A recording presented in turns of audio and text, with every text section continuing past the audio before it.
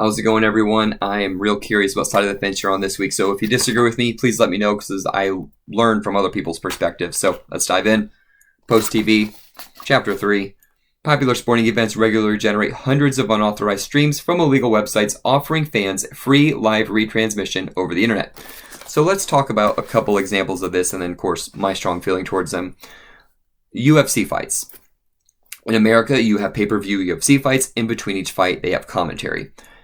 These fights air at 2 a.m. over in England. So the European channel will put commercials in between each fight. But what Americans are doing is instead of paying the $60 for the pay-per-view American version, they're actually illegally streaming the British version and just getting British commercials in between each fight because they would rather have commercials between each fight than have to pay $60. So by doing this, more people are actually getting to watch the fighters and watch the fights. But the UFC is losing hundreds of thousands of dollars of revenue. So I think in this day and age, I think the big question about this is how bad do we feel for $1 million companies losing hundreds of thousands of dollars?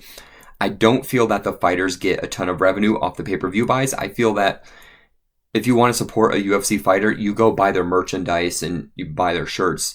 And that way, the revenue off that will directly support them because I think they'll see more of that than they would the actual UFC or the pay-per-view buys.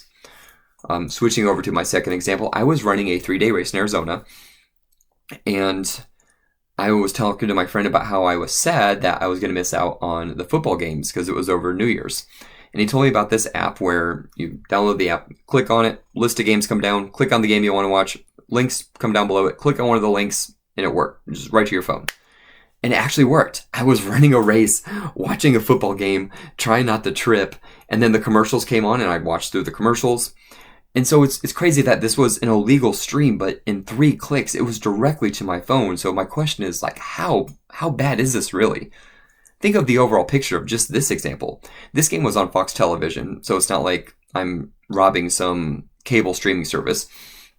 The football teams want their game to be watched.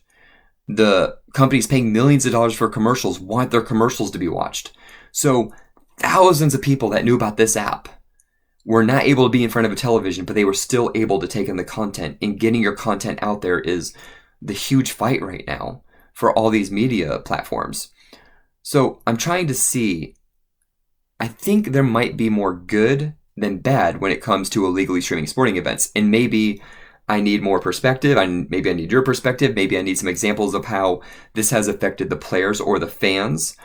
But to me, I think it so far has only affected the multi-million-dollar corporations. And I'm not saying that that's okay, but I really feel like it's kind of hard to have a lot of guilt when it comes to illegally streaming stuff if the only effect is maybe you're taking a few pennies out of multi-million-dollar corporations' pockets. So maybe I'm wrong. Sorry for rambling. Hopefully it was entertaining. Let me know what you guys think. Thank you very much.